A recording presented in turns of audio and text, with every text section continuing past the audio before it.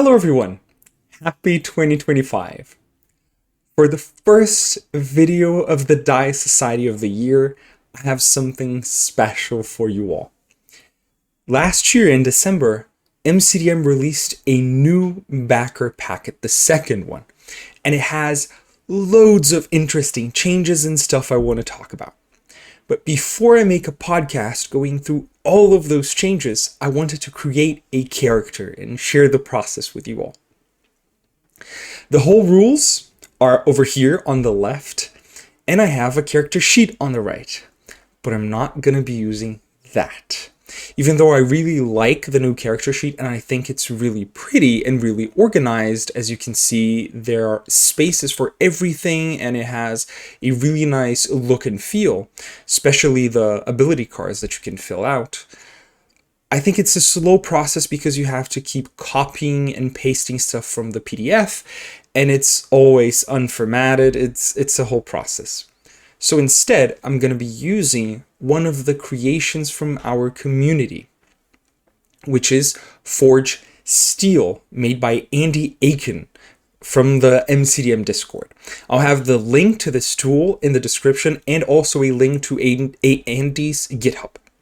So I have no script. I have nothing to say right now, except that here are the rules and we're going to create a character. Using Forge Steel, it should be a really quick process. Let's see how it works. I think I'm going to follow the sequence over here in the rules instead of the sequence from Forge Steel. So I might go back and forth because Forge Steel actually lets you choose the kit inside your class, and I wanted to do it afterwards, but that's not an issue. I just wanna let you all know what we're gonna be doing here. Okay. Our first step over here is think. So we should think about our character. One of the suggestions the devs give us is that we should not try to, let's say, import a character from another game or from some fiction into Draw Steel. So what I did do in preparation was look for some art to inspire the process. I went with Grace Jung, which is an artist from MCDM. I got in touch with her and asked her permission to use one of her pieces. And this is what we're going to be using. This is gorgeous. I'm going to leave a link to the post where she shared this piece of art and to her art station. So if you wanna look at her art, you definitely should, because this is what she calls like a sketch, and it's awesome already. So we have 3 characters over here, and I was thinking of maybe doing this one on the left here, the guy with the mask and the armor. This one on the right feels more like a paladin or a censor. This one looks like a tactician to me, maybe. And this one, I think he's gonna be a shadow. And this is my plan right now, to make a shadow out of this guy. Since I know the rules already, I already know basically what I want to do with him. So I kind of know what class, and thinking of subclasses, I feel like his mask is some way of hiding and changing faces. So this is gonna go perfect with the Harlequin Mask subclass. So we're gonna see all of that, but the rest is gonna be up to us as we create the class, right? So I'm gonna keep this guy here minimized, and if we need some inspiration from him, we can go back to the picture. But I'm gonna use the PDF to inform our sequence of operations. So the first step is thinking. I think we've got this done. So let's go now to step 2, which is choosing an ancestry. So I'm gonna cut if I have to look for pages on the PDF, just so you don't have to watch. So here we are. These are the ancestries of Draw Steel. As you can see on the right, we have the same ancestries over here, and our options are devil.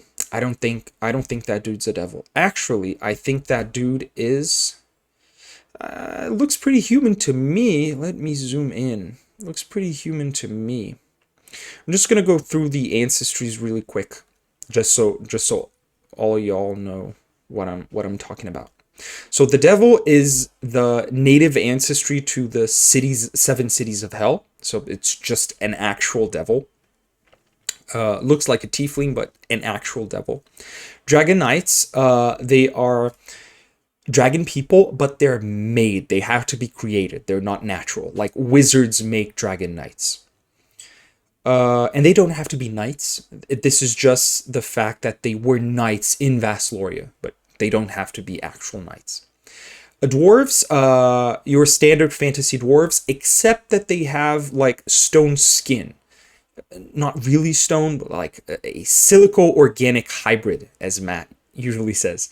And they don't have hair. They grow stones, like colorful stones on their faces. Woad elves, which are the elves that live in woads, which are crazy forests that shape time in weird ways. Next, high elves, which regular fantasy high elves. Hakan, they are very tall people, skin made of stone, and they can kind of see the moment of their deaths. It's a really cool concept. Then humans. We're going to go back to humans. Memenek, these are not robot people. They look like robot people, but they are born just like you and me. But instead of meat, they're made. They are made of metal and plastics and stuff. So they look robotic, but they're actual people. Orcs, just your MCDM orcs. Polders, small people, very, very fast on their feet. Kind of like a halfling. Revenants are undead. You can be undead in this game. And Time Raiders, which are the spacefaring people with 4 arms that can use psionic energy. So, like a Githyanki, but different. So let's go back to humans and see what humans get here. So let's go to Forge Steel and start clicking on things. So here on the left in Forge Steel, you can see a bit of the description and some of the abilities, some of the traits humans get. Using here the PDF, there's a whole bunch of flavor text which you can read. My favorite part is just right here. Humans, the dwarf said, with a combination of exasperation and awe. Their only virtue seems to be believing in impossible things. I love these quotes. Our traits, we have a signature trait, which is detect the supernatural. We can open our awareness and see supernatural creatures and phenomena. This is really interesting. I'm not going to read everything. I'm not going to go through everything. Just skim the surface of the abilities and traits, and we can choose, and we'll have a finished character sheet by the end. So I like detect supernatural. I love this ability. We already get that. It's a maneuver. We can pinpoint the location of supernatural stuff, and then we can purchase some human traits. This would be in the fiction based on our the place we were born, who we were raised by, that kind of stuff. But it's biological. It comes with you from birth. That kind of stuff. It also gives us a quick build. I'm not sure I'm going to follow all of those. So our purchasable traits are, well, can't take hold. You can resist supernatural effects. You ignore difficult terrain created by magic. That's awesome. Perseverance, giving up is for other people. I already love this. You have an edge on tests that use endurance. Resist the unnatural. Your connection to the natural world protects you from forces. When you take damage that isn't untyped, you can use a triggered action to have the damage. Yes, resist the unnatural. For sure. And we are left with 2 points. Perfect, because these two are worth 2 points. Determination, we have anatomical tolerance for pain, push through, and a condition, okay. And staying power. Allows you to fight, run, and stay awake longer. Increase your number of recoveries by 2. Yes. Increase my number of recoveries. Yes. This is called staying power. Awesome. So we chose, we can choose up to 3 options. We have 3 points. We bought one with 1 point and another with 2 points, and that's already what we needed. And here Forged Steel says we've completed the ancestry step. Okay. The next step, as per the rules, is culture. Let's go to cultures here. Culture, unlike other steps, has some typical builds that you can take inspiration from. So you can choose a typical ancestry culture. So for humans, it would be we would get Vaslorian for language, urban for environment, communal for organization, and labor for our upbringing. And this is a reminder, our culture gives us a bunch of stuff: language, environment, organization, and upbringing. And besides our language, we already start with Kalian, which is like common for Orden. I'm not a big fan of this. Let me see this guy. This guy doesn't look very labor to me. He seems to have come from money. So I think I'm gonna go with human, but change labor maybe. There are also archetypal cultures, artisan guild, or college conclave. This guy looks like he went to college. There's a bunch of books around these heroes. He seems to be pointing to the map. He seems like a smart person. So urban, bureaucratic, and academic. I think I'm gonna go with college conclave, but then choose Vaslorian for my language. So that's pretty cool. This shortens the path a little bit, so you don't have to read everything. There are plenty of options for environment, organization, and upbringing, but I'll leave all of y'all to just check out the PDF and see everything that's available. So let me start here. So here, you start with Kalian. Forged Steel already does that for us. So I'm going to create a bespoke culture. For language, I'm going to go with Vaslorian. Let's see, Vaslorian. And our bespoke culture will be urban. So I'm thinking this guy was born in Capital, like the biggest city in Vasloria. Seems like a pretty cosmopolitan person. So urban. Okay, and urban gives us 1 skill from the interpersonal or intrigue skill groups. So here we can already select the urban skill.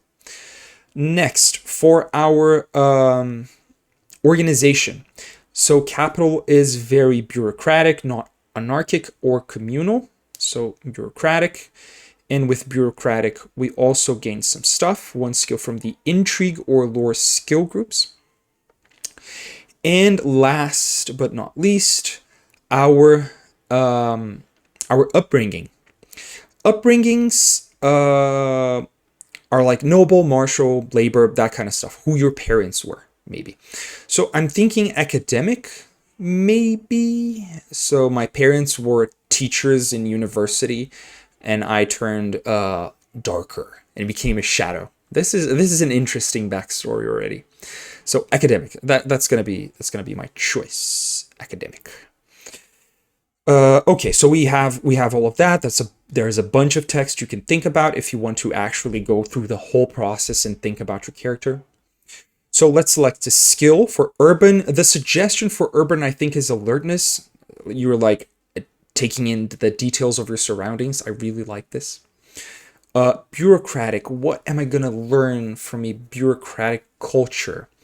Maybe something about criminal underworld. History is interesting. Religion, sabotage, society. I remember society. Knowing noble etiquette and leadership. Yeah, that's perfect for someone born in capital. And academic. Maybe I learned magic.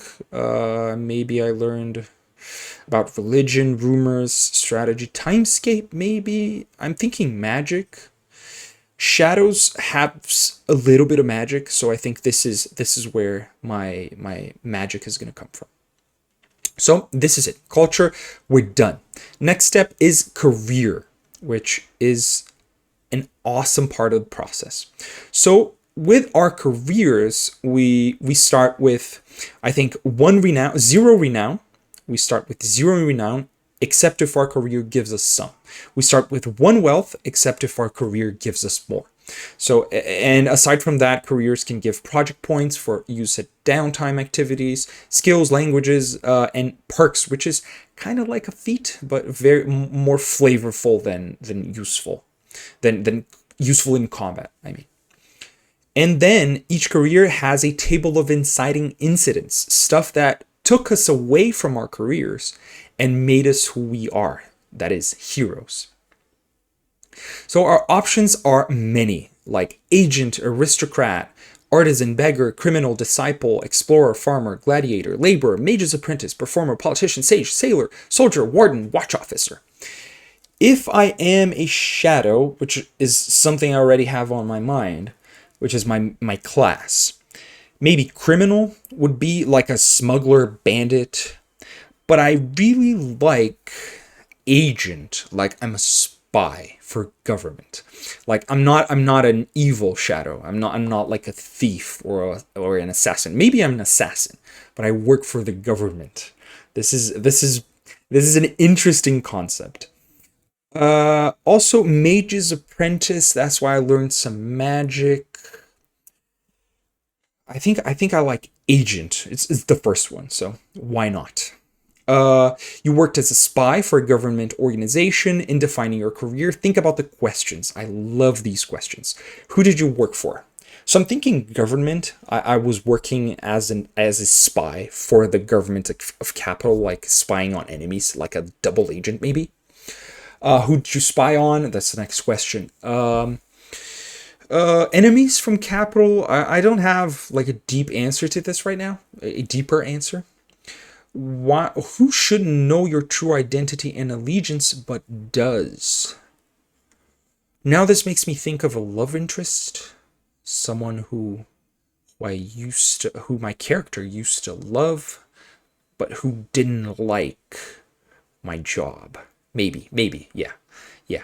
So I trusted that person, and I told them about my true identity as a spy, and they couldn't take it, and they just left me. Who did you burn or leave behind to get a job done? Maybe family. This would be a good one, like my parents. Maybe I did something. I did a job at the university where they worked, and I couldn't face them anymore. These are my concepts right now. So as skills, we get sneak, plus 1 skill from the interpersonal skill group and 1 skill from the intrigue skill group. So let's get our interpersonal. So as an agent, I think interrogate would be a good one. Intimidate, lie or interrogate, not perform. Read person. I think I'm going to go with interrogate for now.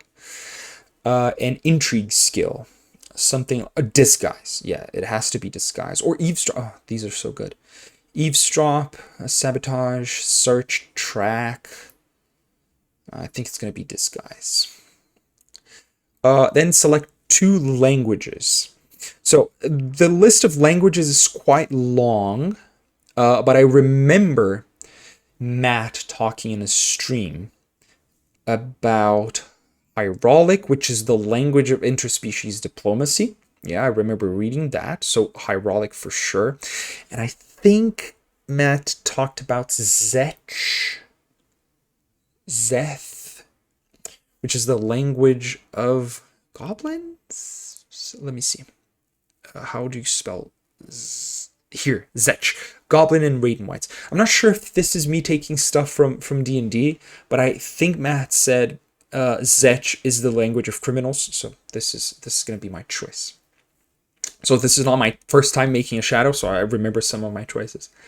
But intrigue perk. Oh, okay. So we get 2 languages here, right? Skills and a perk. It suggests forgettable face. I'm gonna choose forgettable face, and then once we get in the PDF to the perk section, I might change it. Forgettable face, let's see what it does. Forgettable face. If you interact with a creature for less than 10 minutes, you can cause them to forget your face. They can only give a vague, blank, and unhelpful decision. That's awesome. Okay, that's pretty good. That's pretty good. Maybe there's something more interesting, like criminal contacts, master of disguise. But we can get to that later. And an inciting incident. There are 6 inciting incidents we can roll on this, but I think I'm gonna give a once over just to see if something matches the vibe I'm going for this character. So disavowed. While on dangerous espionage, things went sideways. You escaped with your life, but the mission was a public failure. Faceless. It was your way of protecting those around you. Enemy agent unmasked you. This would be a good one. So already, I think there's a lot of stuff going for the mask with the forgettable face and the disguise skill. This is working pretty well. Let me see. Free agent used to sell information. No. To the highest bidder? I don't think so. Informed. Rich list of informants. One of those risked everything to expose the heinous plan. Your agency left your informant hanging. Spies and lovers. Maybe that love interest. When embedded in an undercover assignment, you fell for someone on the other side. They discovered you were a double agent and though you insist your feelings were real, they exposed you, spurned you, or died. And turncoat. Spent your life in service of your country. Okay. Undercover operations, you discovered everything you were told was a lie. I think I'm gonna go with spies and lovers. So they exposed you or something. You left the espionage business to become a hero with nothing to hide. Oh, this is so good. So my love interest, the person who shouldn't know my identity, was actually a spy for the other side. Yeah, that's pretty good. That's pretty good. So spies and lovers. Awesome. Career completed. Now for class. Let me go there. Okay, so these are class options. I'm pretty sure I'm gonna make a shadow. So Censor is like a paladin. I'm just making the parallels to 5e because most people are familiar with that game. Conduit is like a cleric, but more spells.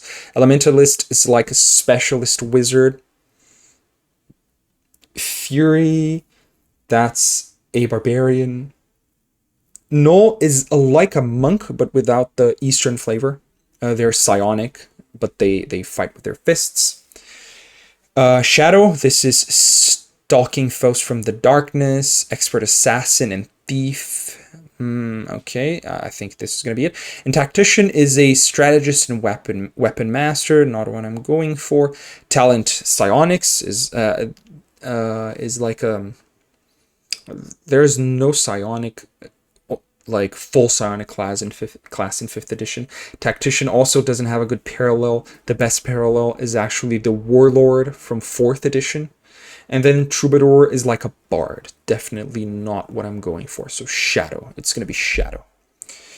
I'm going to click here and move the PDF to the Shadow. So here's the Shadow. Subtlety is your art. The tip of the blade, your brush. I love this flavor text. You studied at a secret college specializing in alchemy, illusion, or shadow magics. I'm thinking we're gonna go for. I think we're gonna go for illusions. Knowledge places: elite assassins, spies, commandos. Insight into your enemy's weakness. Abilities that deal a lot of damage. Move swiftly. Okay. Allow you to fade from notice even in the middle of the most heated combat encounters. Okay. So starting with the basics. We start with an agility of 2. Okay, so this is our main characteristic. And then we can use these arrays to for the other scores. So we have 5 scores. So agility, we're left with presence, reason, intuition, and might. I think might is definitely my worst one. I think I'm pretty weak. Yeah, this guy needs a lot of armor to keep themselves alive. So yeah, so maybe a -1. I'm gonna use one of these first twos, and I think I'm pretty smart. So a 2 would go for reason. Uh, maybe not charismatic. Low presence, but high intuition.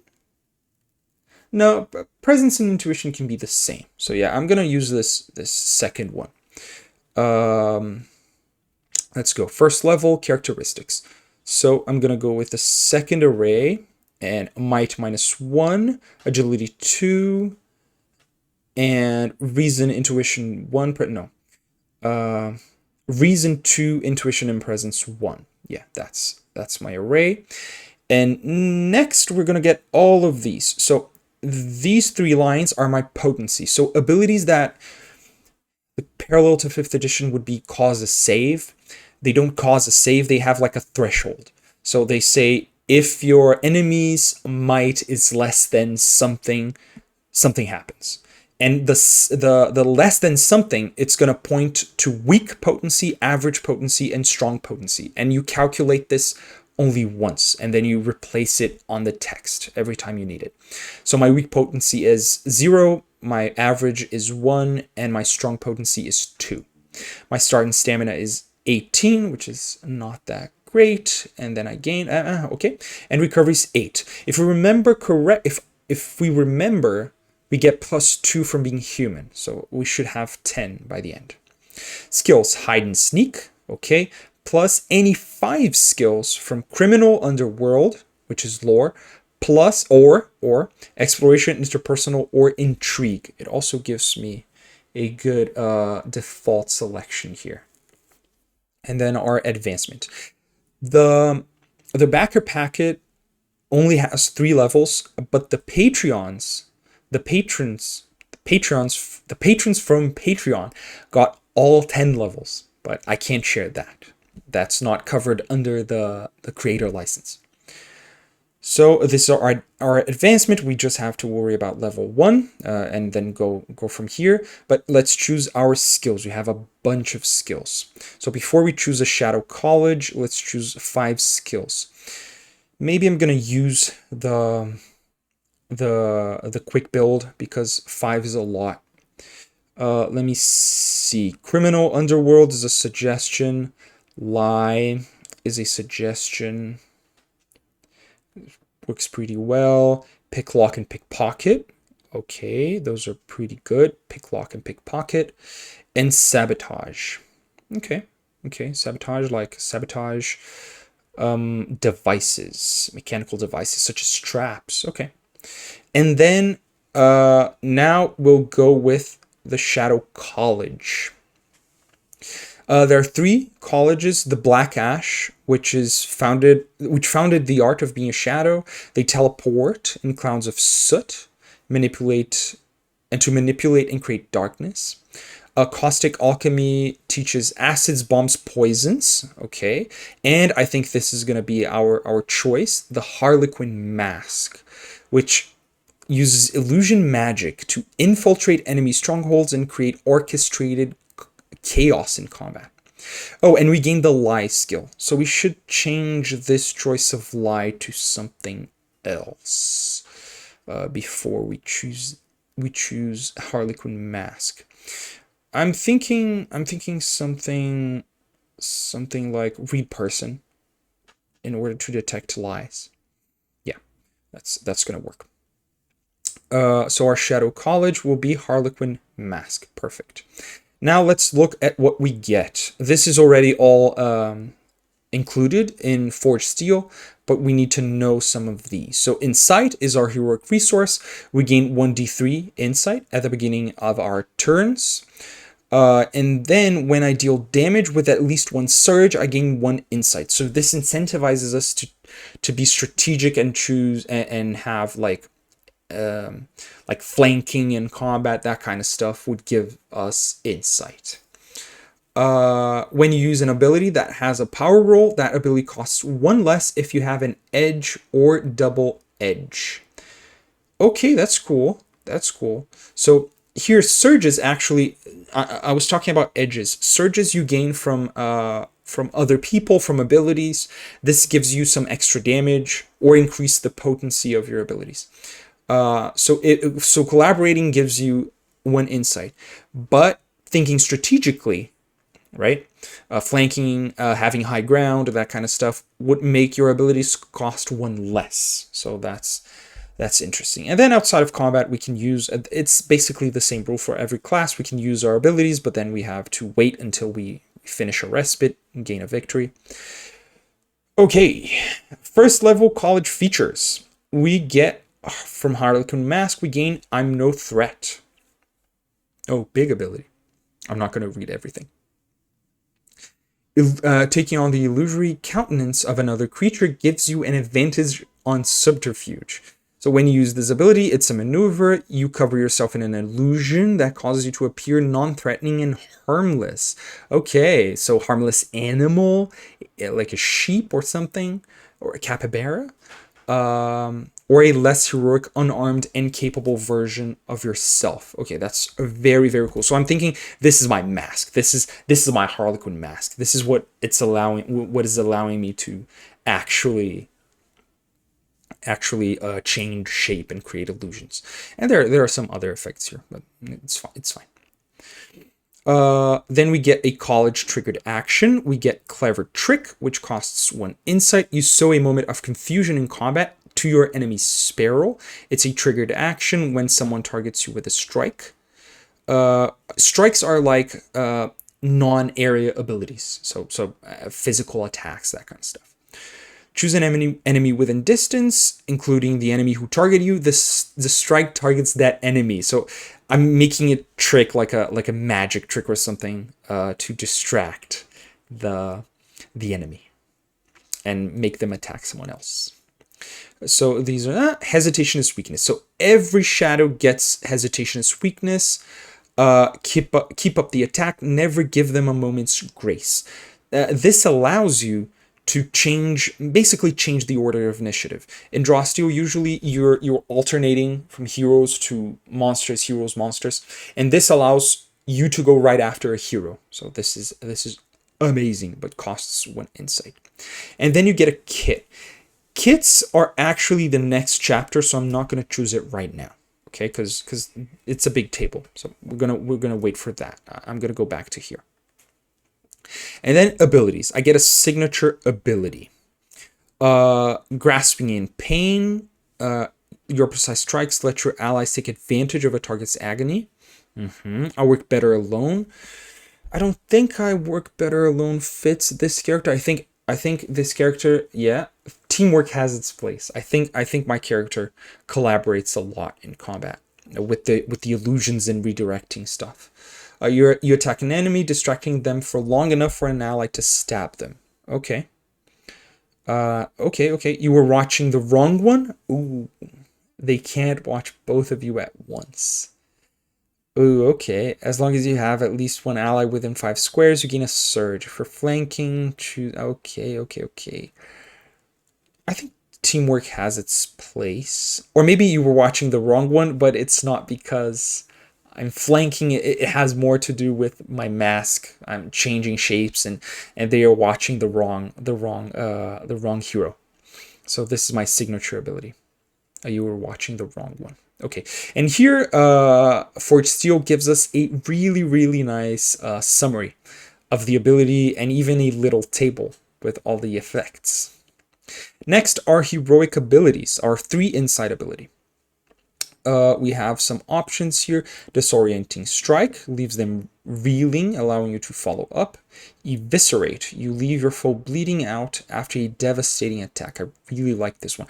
I think my whole battle strategy is like disguising myself and using my cheap tricks with my mask, and then making big attack that leaves my foes in the dust. And this is what I was saying about potency. So A is agility less than weak. So my weak potency would be my agility 2 minus 2, so 0. If the enemy has an agility less than 0, they're bleeding. And here, less than 1, they're bleeding. So the higher I roll, the harder it is for them to avoid the bleeding. So I think I'm going to pick Eviscerate. And then get in, get out. You move fast and are gone. 2 throats at once. So you attack 2 people. I think I'm going to go with Eviscerate. My 3-point ability is Eviscerate. Awesome. And then our 5 insight abilities. Coup de grace. Your blade might be the last thing they see. Okay, this is a very, very powerful ability. 1d6 plus 16 plus agility. Okay. 100 throats. You move across the battlefield. Each foe within reach feels your wrath. And setup. Your friends will thank you. In Shadow Strike, you make 2 signature attacks. Your friends will thank you. Oh, I inflict damage weakness. So in the spirit of collaboration, I think I'm going to go with setup for 5 insight. Awesome. So I'm basically done with my class, right? So this is my first level Shadow. I'm basically done. Next chapter is kits. So I'm going to move the PDF there. So since I'm a mostly non-magical character, non-supernatural character, I have a kit. So I can choose a kit. I'm gonna go with flavor here. It's a lot of stuff to read if you really want to get all the flavor text and all the abilities. But a kit would give you some bonuses like speed, ranged damage, all that stuff, and a signature ability, which you can use besides your class signature ability. So the default for shadows I know is Cloak and Dagger. And I see this guy has a cloak, but I'm not sure if he uses daggers. Maybe. This is a good default option. But since he has a lot of armor and Cloak and Dagger uses light armor, I'm not sure. Okay, Arcane Archer, no. Battle Mind, no. Cloak and Dagger, maybe. Dual Wielder. What's the kind of medium armor? Maybe medium armor. Double Strike. Why strike once when you could do it twice? I like that. Medium armor makes more sense with the image. Sarmier is for polearm, no. Martial Artist, no. Mountain is big armor with 2-handed weapons, heavy weapons, no. Panther, like Conan, no. Pugilist, no. Raider, shield and light armor, no. Ranger, attacking from the distance, doesn't seem like my character. Rapid fire, Retiarius is trident, nope. Shining armor, this is the big, bulky, heavy armor, shield and weapon. I don't think I'm that heavily armored. I don't think I use a shield. Sniper from the distance, no. Spell sword, no. Stick and robe. Light armor. Swashbuckler, maybe swashbuckler. No light armor. Sword and board. Medium armor. Shield, I don't think so. Warrior priest, no. Whirlwind is, I think it's whips and that kind of stuff. Nope. So I think I'm gonna go with that one. Dual wielder. Folks who want to excel at using 2 weapons at the same time. Fighting style maximizes the power of each instrument, making you a whirling deliverer of death. Oh god. So a bunch of extra stamina, a bunch of extra speed, a bunch of melee damage, and some disengage bonus. So we can move quicker. Cloak and Dagger would give us some ranged bonuses, because we do have some ranged abilities, but I think I'm gonna keep my I'm gonna stay with dual wielder. And our special ability is double strike. We strike 2 characters, and I do a little bit of damage. Maneuver, move before targeting a second creature. Okay, okay, awesome. So our class is complete, and now there's an optional complication. Let me move the PDF. Okay, so there are 100 complications, which are something that gives us a benefit and a drawback. The best example I can think of is like Baldur's Gate 3, where characters have these rich backstories with complications, like Karlach has an infernal engine, and Asterion is a vampire. Is that kind of stuff. It gives them some bonus, but also some big drawback. We can roll on this table. I don't think I'm gonna roll here. I suggest new players skip complications because this could add a little bit of mechanical a little bit more of complexity to your character. So the last thing we should do is go to the perks table and see if we find something better than that thing our culture gave us. No, our career gave us, the forgettable face. Let me go there. Okay, so looking at intrigue perks, we have criminal contacts, a criminal network, okay, gain knowledge, forgettable face, which is what I said back there. When a mundane trap activates, you can move up to 3 squares. Lucky dog, when you fail a test using intrigue, you can roll a d6. I don't think so. Master of disguise, you can don or remove a disguise as part of any hide test you make while taking the hide maneuver. Oh no, it's gonna be this one. It's gonna be for sure this one. It's gonna be my mask. My mask works really fast. Really fast. Master of disguise and slipped lead, escape bonds. No, it's fine. So I think we're done. Let's go to details. I need a name. I don't think I have hadn't thought of a name.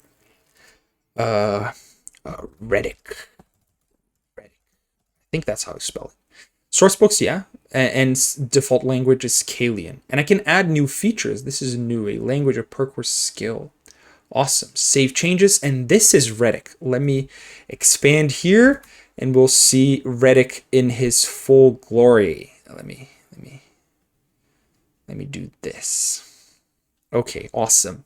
So look at this. It's an awesome character sheet, and it has a lot of stuff. So Ancestry, we can open the details here. Culture, everything, career, class, kit. Our kit gives us 2 melee damage. Yeah, that's it. So our might, agility, reason, intuition, and presence. We start with 1 wealth, renown, and 0 hero tokens. We get those like inspiration. Disengage 2, that's because of our kit. When we disengage, we move 2 squares. Our size is 1m. Our speed is 7. That's also because of our kit. 0 insight. Our heroic resource, surges and victories. Stamina, recoveries, and recovery value. That is awesome. And I can even add those on the interface. Start encounters, end encounters, take respites, spend recoveries. This interface is really cool. So here are our languages, our skills. As you can see, I remember this happening before when I created my last shadow. Two of my choices give me sneak. I don't remember if it's my culture or my career and my class. My class gives me sneak. So I have 2. If I had a director, I would ask them to change one of those. So I think most people would agree with that. Insight, description, master of disguise, which is my perk. And then my actions. And if I remember correctly, I have here options, and I can show my skills in groups if that's something you want. I don't usually do that. I can show my free strikes, which is actually a step of character creation. You should not forget your free strikes. These you can use when someone allows you to make a free strike. And as you can see, Forged Steel is already giving me the bonus melee damage from my kit. So it's 2 plus might or agility plus 2 from my kit. And then show standard abilities, which is stuff everyone can do, like charging, defending, and heal. I don't think I need that. And dim unavailable abilities. So if I don't have the insight necessary, it's gonna dim my heroic abilities, which is pretty cool. So double strike is over here, signature from the kit. You were watching the wrong one. Eviscerate setup, and then detect a supernatural from human. I'm no threat. Okay, that's from my college. Resist the unnatural from human. Clever trick is a triggered action, and hesitation is weakness. And that's it. You can even export as an image, PDF, or as data, and you have a full character. You can even play this. If you click on a power roll, you can add edges and banes, roll, and see the total. It shows you what tier you got. So if I did a melee free strike, I got a 14. So that's a second tier. So 5 plus my agility, that's 5 plus 2. So that's 7 plus 2, that's 9 for my kit. And yeah, you can already play with this. And it didn't take me very long, and I was talking through most of it. So if I was doing this by myself, what would it take? Like 15 minutes? This is a really good interface. This art by Grace is amazing. Again, all of the links are down in the description. And go ahead, go play Draw Steel. If you're a backer, you can already create a character in a few minutes, and you can already run your own adventures. And that's it. Thank you so much for watching this episode of the Dice Society.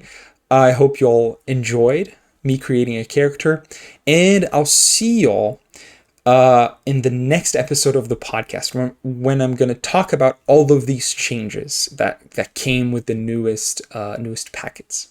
That's it. Thank you, and see y'all next time. Bye-bye.